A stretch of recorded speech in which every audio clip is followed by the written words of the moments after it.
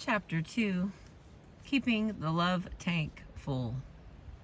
Love is the most important word in the English language and the most confusing. Both secular and religious thinkers agree that love plays a central role in life. We are told that love is a many-splendored thing and that love makes the world go round. Thousands of books, songs, magazines, and movies are peppered with the word. Numerous philosophical and theological systems have made a prominent place for love. And the founder of the Christian faith wanted love to be the distinguishing characteristic of his followers. Psychologists have concluded that the need to feel loved is a primary human emotional need.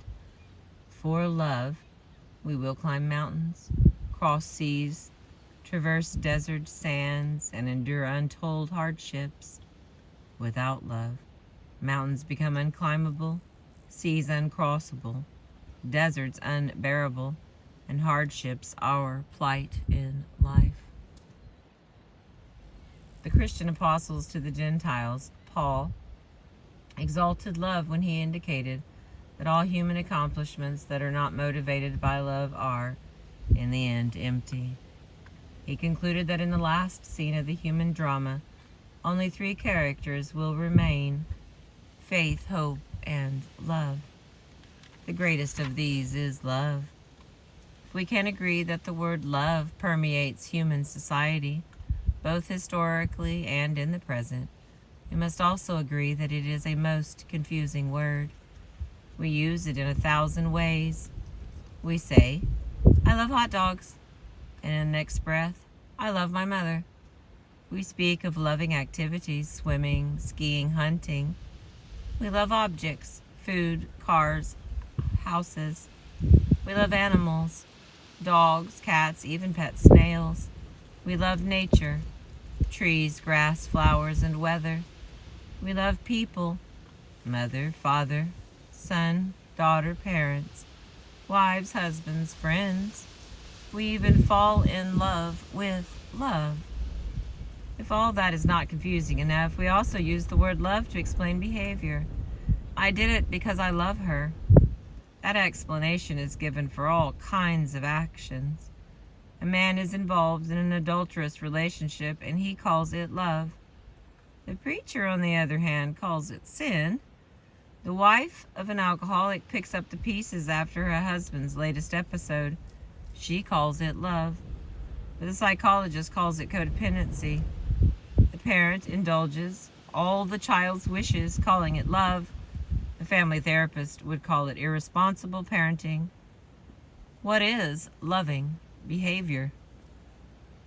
The purpose of this book is not to eliminate all confusion surrounding the word love, but to focus on that kind of love that is essential to our emotional health. Child psychologists affirm that every child has certain basic emotional needs that must be met if he is to be emotionally stable. Among these emotional needs, none is more basic than the need for love and affection, the need to sense that he or she belongs and is wanted. With an adequate supply of affection, the child will likely develop into a responsible adult. Without that love, he or she will be emotionally and socially handicapped. I liked the metaphor the first time I heard it.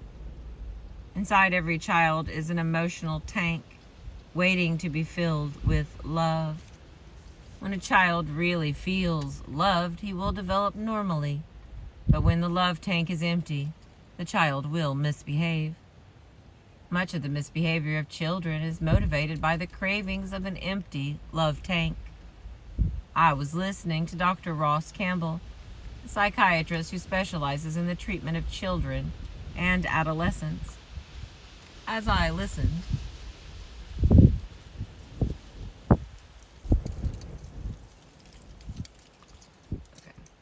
I thought of the hundreds of parents who had paraded the misdeeds of their children through my office. I had never visualized an empty love tank inside those children, but I had certainly seen the results of it. Their misbehavior was a misguided search for the love they did not feel. They were seeking love in all the wrong places and in all the wrong ways. I remember Ashley, who at 13 years of age was being treated for a STD. Her parents were crushed. They were angry with Ashley. They were upset with the school, which they blamed for teaching her about sex. Why would she do this? They asked.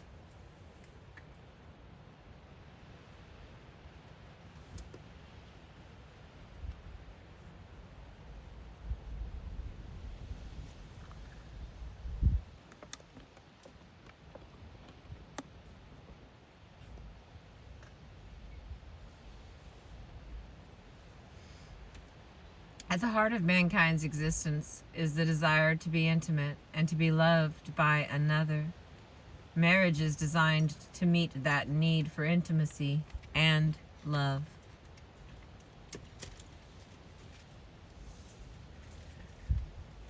In my conversation with Ashley, she told me of her parents' divorce when she was 6 years old. I thought my father left because he didn't love me, she said. When my mother remarried, when I was 10, I felt she now had someone to love her, but I still had no one to love me. I wanted so much to be loved. I met this boy at school. He was older than me, but he liked me. I couldn't believe it. He was kind to me, and while I really felt he loved me, I didn't want to have sex, but I wanted to be loved.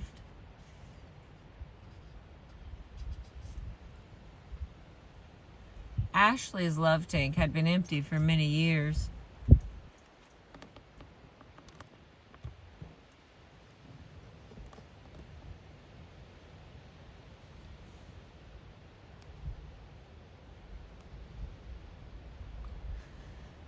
Oh, goodness. Her mother and stepfather had provided for her physical needs, but had not realized the deep emotional struggle raging inside her.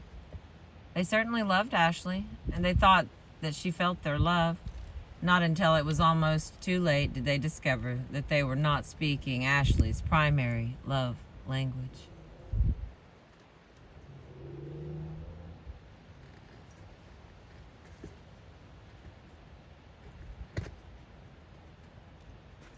The emotional need for love, however, is not simply a childhood phenomenon. That need follows us into adulthood and into marriage. The in-love experience temporarily meets that need, but it is inevitably a quick fix, and as we shall learn later, has a limited and predictable lifespan. After we come down from the high of the in-love obsession, the emotional need for love resurfaces because it is fundamental to our nature.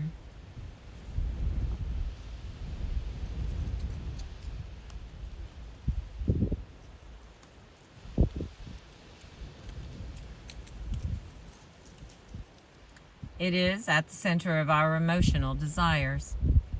We needed love before we fell in love, and we will need it as long as we live. The need to feel loved by one's spouse is at the heart of marital desires. A man said to me recently, "What good is the house, the car, the place at the beach, or any of the rest of it if your wife doesn't love you?" Do you understand what he was really saying? More than anything, I want to be loved by my wife. Material things are no replacement for human emotional love. A wife says, "He ignores me all day long and then wants to jump in bed with me. I hate it." She is not a wife who hates sex.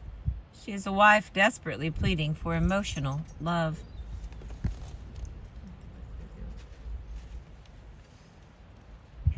Something in our nature cries out to be loved by another. Isolation is devastating to the human psyche. That is why solitary confinement is considered the cruelest of punishments. At the heart of mankind's existence is a desire to be intimate and to be loved by another. Marriage is designed to meet that need for intimacy and love.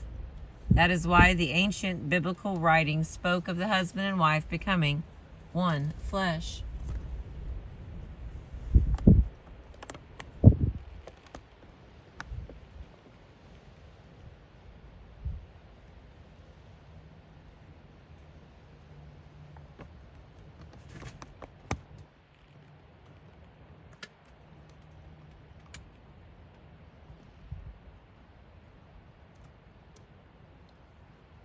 There they are in the sky.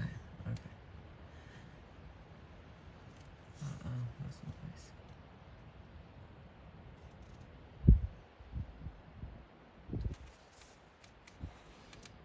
That did not mean that individuals would lose their identity. It meant that they would enter into each other's lives in a deep and intimate way. The New Testament writers challenged both the husband and the wife to love each other. From Plato to Peck, writers have emphasized the importance of love in marriage. But if love is important, it is also elusive. I have listened. Still see the birds in the sky. There's just a lot of them. I hope you can see them too.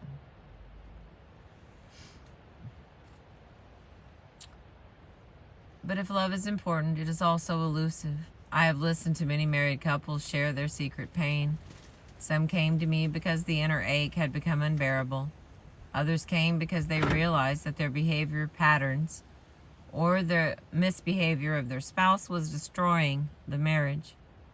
Some came simply to inform me that they no longer wanted to be married. Their dreams of living happily ever after had been dashed against the hard walls of reality. Again and again, I have heard the words, "Our love is gone, our relationship is dead. We used to feel close, but not now. We no longer enjoy being with each other. We don't meet each other's needs." Their stories bear testimony that adults as well as children have love tanks.